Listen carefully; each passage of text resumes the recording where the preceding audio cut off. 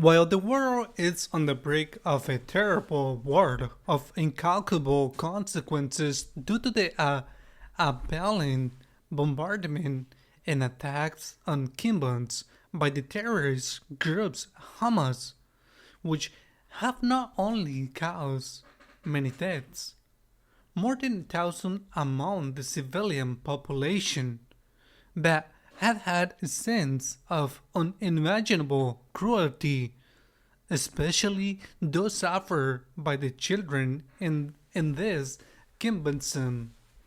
While the world is facing this new world, I repeat, with incalculable consequences, the Synod of Unsynodality continues.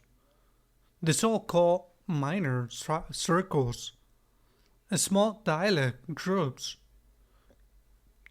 continue to meet groups of 11, 12, 13 people at a round table.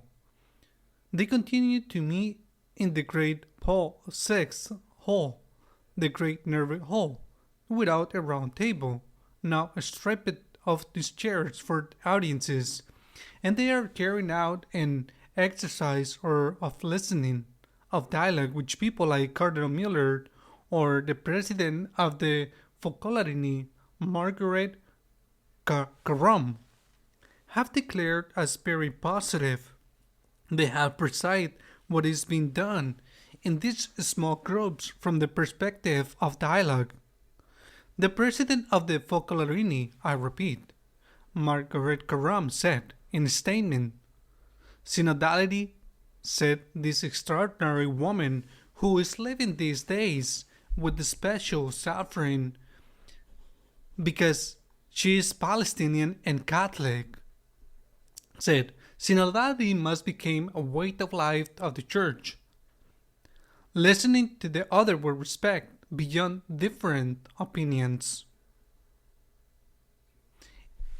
If the objective of the synod, if the objective of synodality was this, there will be no need to put up any resistance, no need to be afraid, to listen, to dialogue, to hear different opinions, and to have them hear yours as well. I think that this is not bad a thing.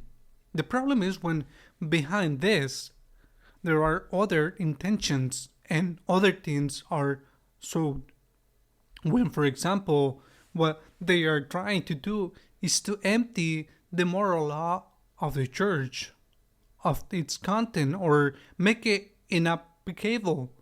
That is the real problem. And that, for the time being, because later it will be different.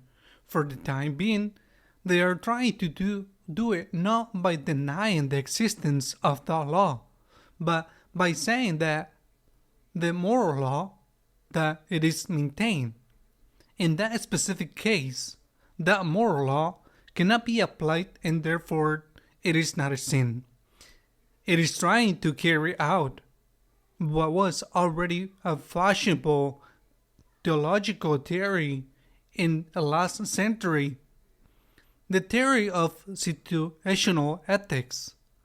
A situational ethics they had many fathers, Sartre, Heidegger, Boltzmann, Tillich, but that above all was systematized by the Anglican theologian Fletcher, who was born in 1905 and died in the year 1991. Therefore, his life covers practically the entire 20th century. Fletcher, I repeat, systemized. He is not the creator, but he systemizes the situational ethics, this morality of situation. For him, all laws, rules, principles, ideas, and norms are only contingent, only valid if they serve love in a particular situation, and therefore they can be broken or ignored if another course of action achieves a moral loving result. How beautiful love is! And if they love each other, why not? How can anything be considered evil if those who do it out of love? Doesn't what I'm saying sound like what many theologians, bishops, priests say today? Fletcher's four principles of actions are pragmatism. Pragmatism. One must be pragmatic, not T. Relativism. Nothing is absolute. Everything is relative. Positivism. And he quotes the first letter of John. Let us love one another because love is of God. If there is love, there is no moral law that can be imposed or should be applied. And the personalism, which means that persons are above laws.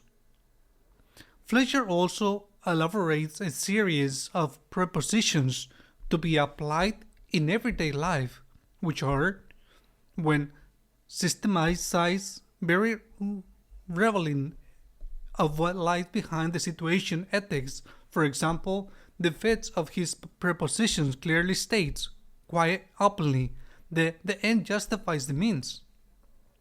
A basic principle of Christian morality is over. The end justifies the means, of course. The end will be love, or it will be the defense of your family, or the defense of your country. The end justifies the means. How beautiful is love? And when the one who applies this theory, it is a terrorist who plants bombs or kills children because for him the end justifies the means, and those are simply collateral damages. We realize what is behind this and where it can lead to, but Fletcher adds, his sixth preposition in this is this: nothing is intrinsically right or wrong. What does it mean? That objectively immorality has been done away with?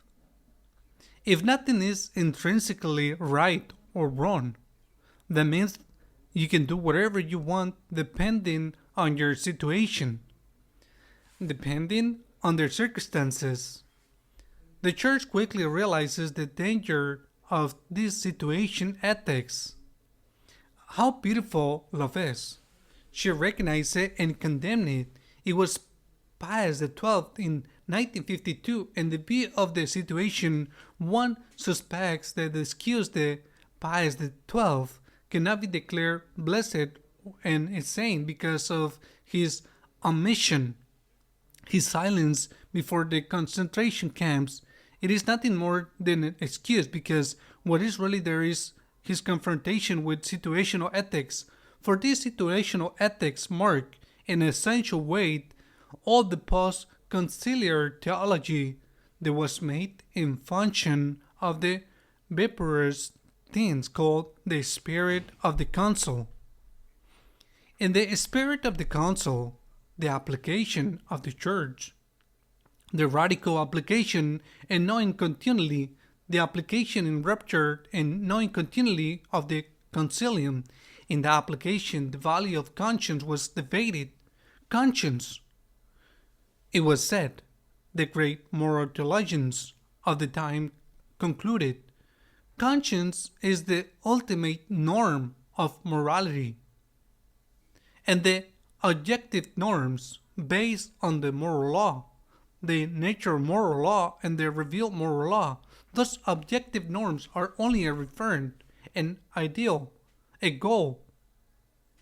But then conscience has to apply in according to the circumstances, and it is conscience that determines if that behavior, even if it is against the objective moral law, if that behavior is a sin or not a sin.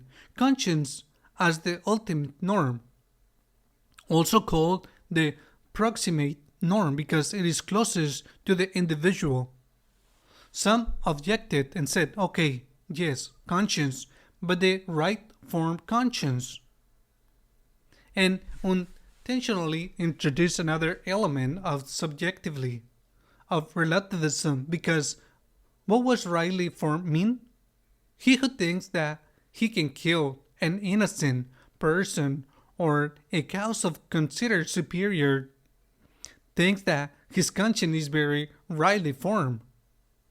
He who thinks that he can have relations without outside marriage and that it is not a sin and that is not wrong because love is beautiful also thinks that his conscience is rightly formed. Ratzinger, Benedict XVI, shed some light and disposed conciliar chaos by saying that conscience was indeed the proximate norm. It is the ultimate norm, the norm that the person had to apply, but that was not the supreme norm. The supreme norm is the objective moral law. The moral law that tells us that there are acts that are intrinsically perversive, intrinsically sinful, intrinsically evil.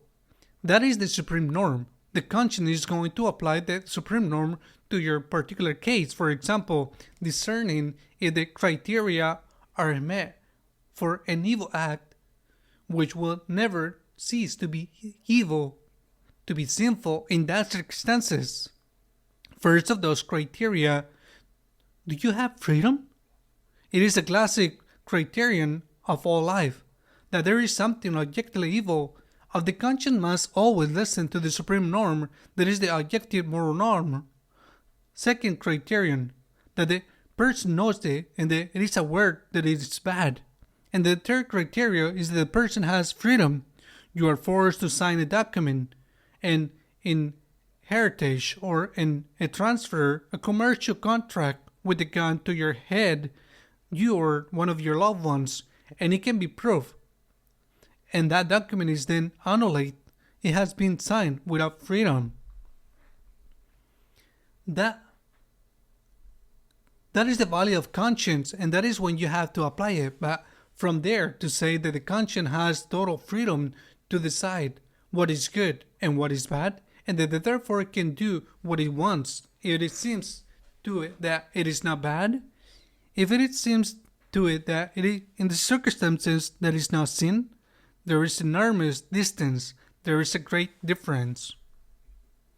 This is pure relativism, but history has already shown us that relativism quickly, irremediably, because the dictatorship of relativism, how beautiful love is. How beautiful love is. The end justifies the means. Since we love each other very much, we can do whatever we want. Whatever it is, according to my feelings, my acts, whatever they are justified.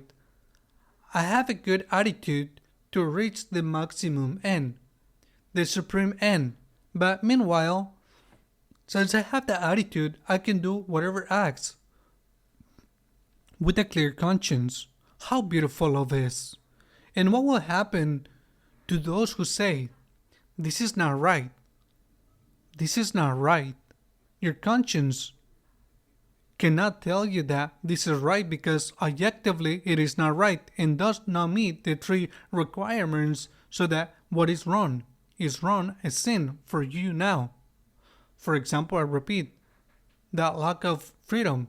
What will happen to those who are cold or who are cold, rigid? Relativism, dictatorship of relativism. What will happen to the rigid? And what will happen to the priests who, at a certain moment in a concrete circumstances, deny communion to a person they know because they say, it may seem to you that this is not a sin, that you are living maritarily outside marriage, and to you it may seem to you that this is not a sin, but to me it seems that it is a sin, and that the conditions for it not to be a sin are not fulfilled. I cannot in conscience give you communion. What will happen to these priests? Relativism, dictatorship of relativism. And it seems incredible that they did not realize that they are trying to empty the sexual moral law of the church.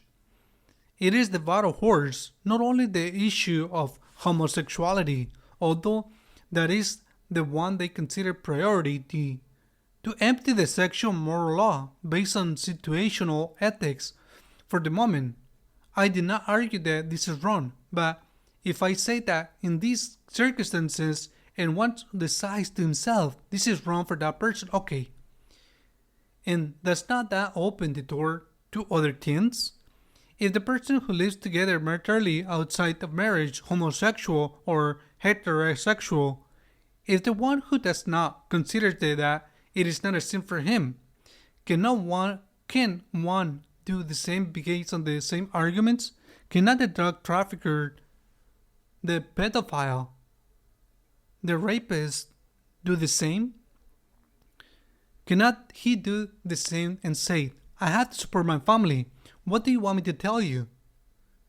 And can the priest who cannot refuse to give communion to someone who lives maritality, sexuality out of wedlock, who cannot refuse under tread,